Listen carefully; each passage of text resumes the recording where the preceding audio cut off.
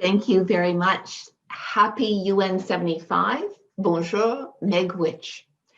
A special thank you to CAFICS, Jacques and Narinda, but all of the team for hosting this important birthday party, and for the foundational view that citizens who have been privileged to work within the UN system must remain global citizens, which also means, of course, if you're not a member of UNA Canada yet, please do so immediately.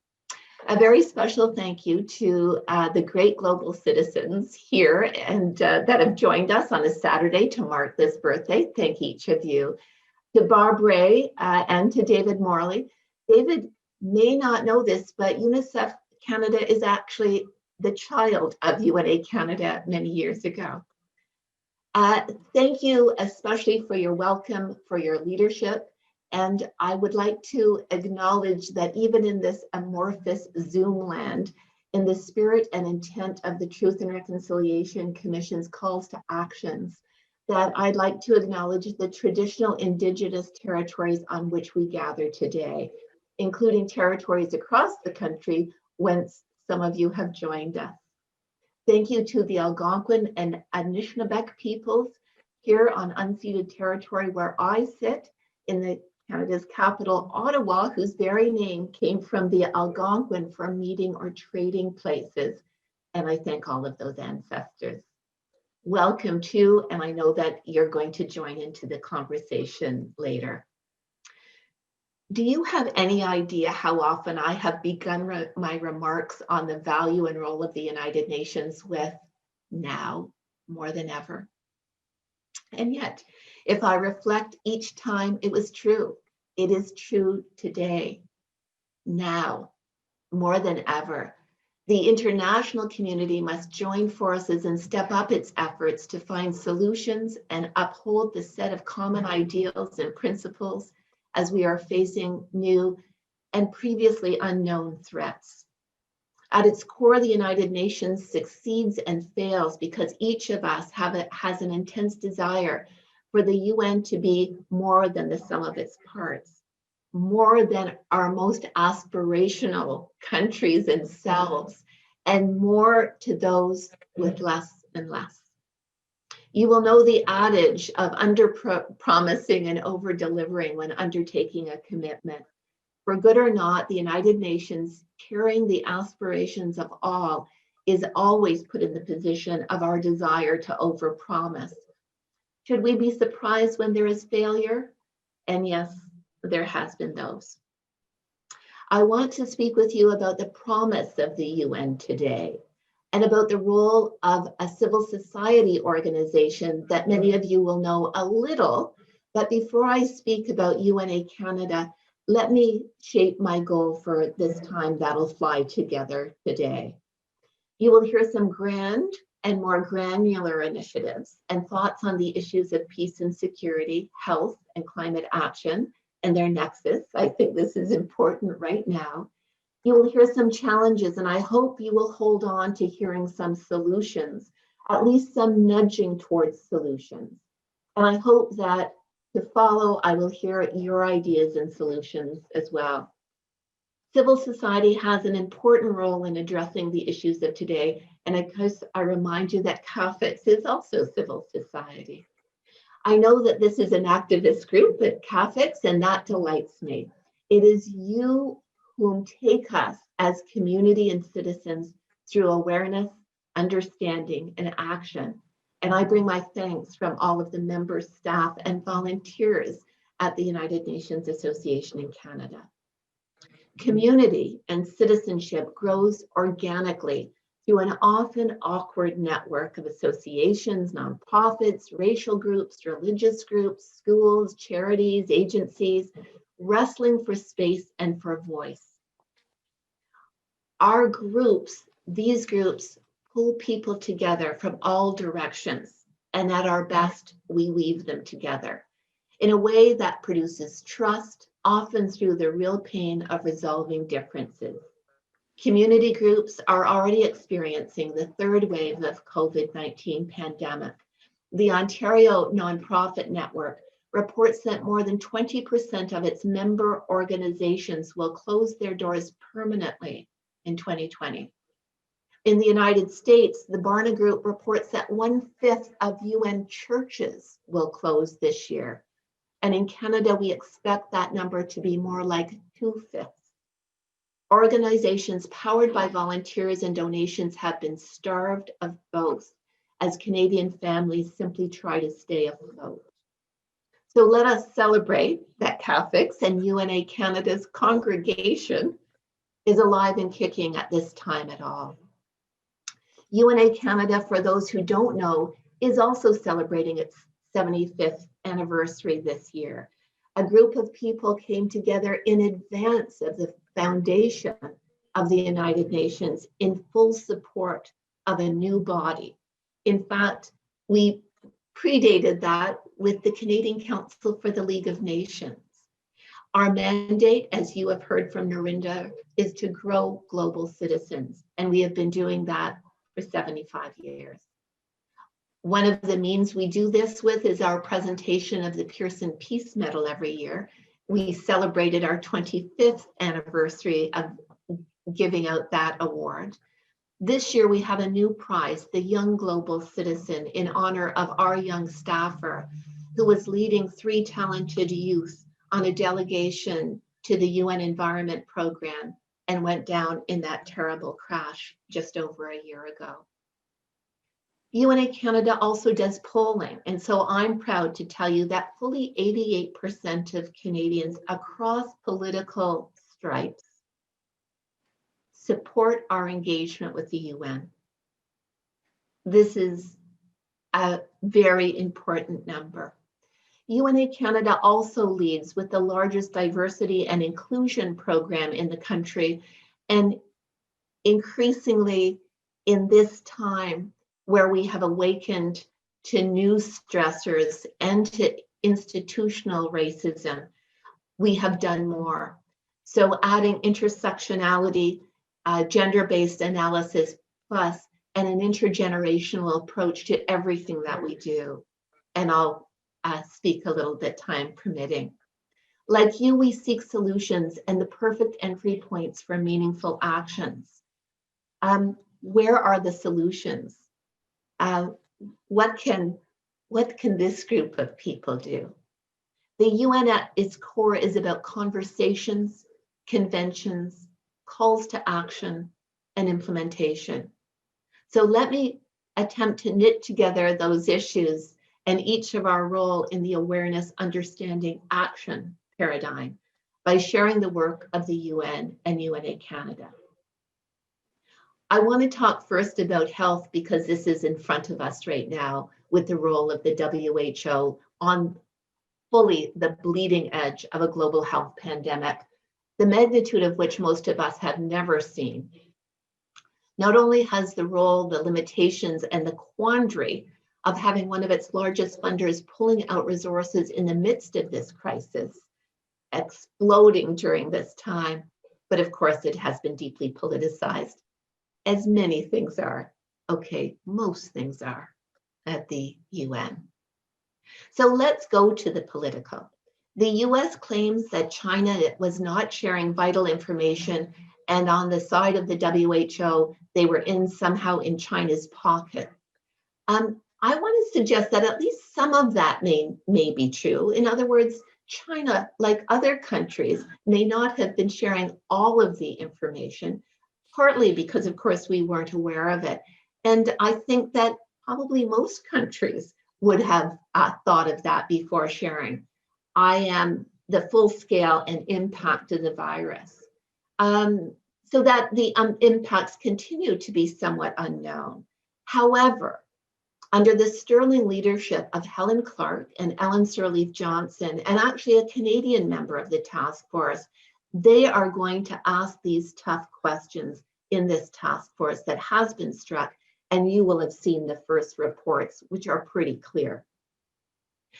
This is an important act of transparency and how the UN is able to pivot. If we turn to action, WHO and Dr. Tedros, who's been in front of the world's citizens almost daily, mobilizing limited resources effectively to build when strength had been eroded. Through the Global Health Observatory and World Health Stats, it is our window into what is happening in the world, and of course, to prepare for the next potential crisis. It is time to note that the WHO is responsible for the massive addressing of HIV and AIDS, eradicating smallpox, almost polio, and working with other agencies in creating a safety net for the most vulnerable. And UNEP reminds us that 70% of the viruses that confront our world today, like COVID, are zoonotic, which speaks to the climate and biodiversity crisis working unsustainably together. On COVID-19 today, the COVAX consortium of 156 economies representing nearly 2/3 of the global population have now committed or are eligible to receive vaccines through this facility, which seeks to ensure that we share any vaccine globally with those lacking resources. And here in Canada, Dr. Peter Singer, formerly head of Grand Challenges Canada, is special advisor to the Director General of WHO. For UNA Canada, I sit on a board of Friends of WHO, which seeks to offer support and counter fake news on the COVID work. You can assist by noting where you are present on social media, questioning sources, and circling back to the WHO website. UNA Canada hosted Dr. Singer recently in a presentation, and the discussions and the questions were tough from inside our own shop. And that's how it should be. There are non-health issues of peace and security and climate action, which also have been gravely affected by this global health pandemic. The pandemic has turbocharged the deglobalization towards increasing protectionism around the world, and Bob Ray just alluded to that. There are risks inward-looking policies may pose to the global economic recovery and geopolitical stability. And let's be honest, the inward-looking includes a push to manufacture and source personal protective equipment here in Canada for Canadians. And not solely because of COVID-19, we are looking at manufacturing cars and batteries here rather than the efficiencies of building them together across borders as we have done. Well, the economists have not sounded the alarm yet. Let's remember that after the bloodiest war in history, the war-weary world looked outward. Can we do so after the threat and impacts of COVID? We need to. On the peace and climate nexus, the identification, connection, and illumination of the issues of peace, security, health, climate marks a powerful keystone of the work of the United Nations and the bodies at its best. These issues cannot fully be described without the widest possible lens. The Undersecretary General of the Department of Political and Peacebuilding Affairs, Rosemary DiCarlo, reiterated the serious need to prioritize addressing climate change as both a cause and effect of peace and security concerns. Climate change affects the most vulnerable communities and compounds existing grievances and threats. And so the reason for us thinking together today, what are the actions? How can we accelerate success? Yesterday, UNA Canada hosted our 15th iteration of the New Diplomacy of Natural Resources on sustainable forestry post-COVID. This is a program that I am very proud to have brought to UNA Canada and had many people inside the organization and out elevate that asked, how do we bring our respectful inside voices to difficult questions? In fact, my view of the United Nations and certainly UNA Canada is a table, unlovely perhaps, but around which a chair is kept warm for each of us. UNA Canada has also just concluded 3 Canadian consultations to provide input to the world's environment ministers who will meet somehow for UNEA 5 in February. The theme is strengthening action for nature to achieve the SDGs. This is an opportunity to look at liberating nature-based solutions to climate change. The first session was a consultation of youth, and I'm proud to say that our UNEP colleagues' world was rocked by the knowledge, engagement, and solutions of our Canadian youth. And more recently, we've also looked at the private sector and consulted them on how they can turn the page. I will remind you that healthy oceans produce 50 to 70% of the world's oxygen. 50% of CO2 is absorbed by nature. How do we liberate that? Well, we acknowledge that 85% of the world's wetlands have been lost, and that forests representing territory the size of Newfoundland is lost each year. Well, if you were on the consultation with me, you would have heard green, both in age and sector, entrepreneurs ready to call for policy and taxes in support of their innovations. You would be surprised and pleased, as I am, to learn about UNEP's UN Science Policy Business Forum and how we're moving those things forward. And of course, at its very base, UNA Canada sends talented young Canadians to UN agencies in internships around the world, from home these days, of course. To achieve innovations and actions, we need both the concern and engagement of youth, but also to elevate and highlight and showcase where we see leadership. UNA Canada each year gives a Global Citizen Award to acknowledge leaders in this field. This year, we are honoring on December 3rd, Mark Carney for his role, and you will know both as the UN Secretary General's Special Representative on Climate Finance, and still as Prime Minister Boris Johnson's representative to COP26. It will actually be the last Global Citizen Laureate that I award as I close out my own tenure at the end of 2020. So this is a year for reflection for me as well on what leaders and citizens can do. I note that Bob talked, as he should, from 30,000 feet, but I'll remind you that along with the Prime Minister, with Bob's predecessor, and now Bob has also taken that issue of financing for development forward, because ultimately our map forward has not been guiding us where we need to go. As of this year, I remind you that the Universal Declaration of Human Rights has been enforced for 72 years. And yet, for lots of us, including especially young people, recent violations of fundamental rights such as freedom of opinion and expression, the prohibition of torture, and the right to periodic and genuine elections remind us that human rights can still not be taken for granted. This morning, Nigeria, Nagorno-Karabakh, but elsewhere in the world, this is also what the UN can do. What is our role? Surely a key role is holding the feet of decision makers to the fire on pledges they make and ensuring input on those pledges. For UNA Canada, it is also identifying and offering solutions and opportunities for engagement. The role of youth, I'm thinking about my own son who sometimes says, I just want you to listen, not to debate with me. And I have to be both Kate at home and at UNA Canada as an active listener. Canada's Service Corps International and Canada Green Corps, another program I'm proud to have initiated that puts talented young and unemployed Canadians to ignite the green economy, especially small and medium-sized enterprises. We're doing this work.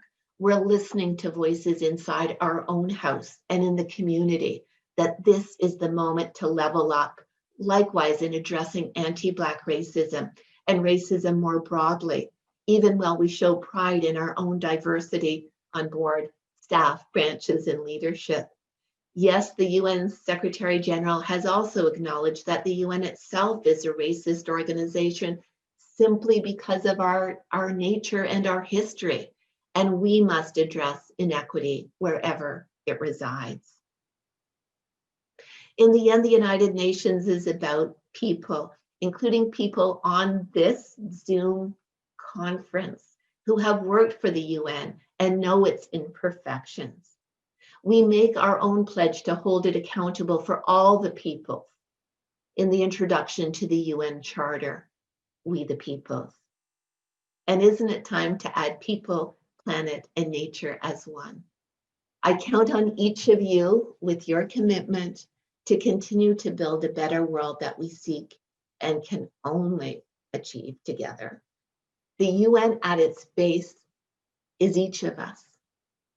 Happy birthday. Thank you. Missy.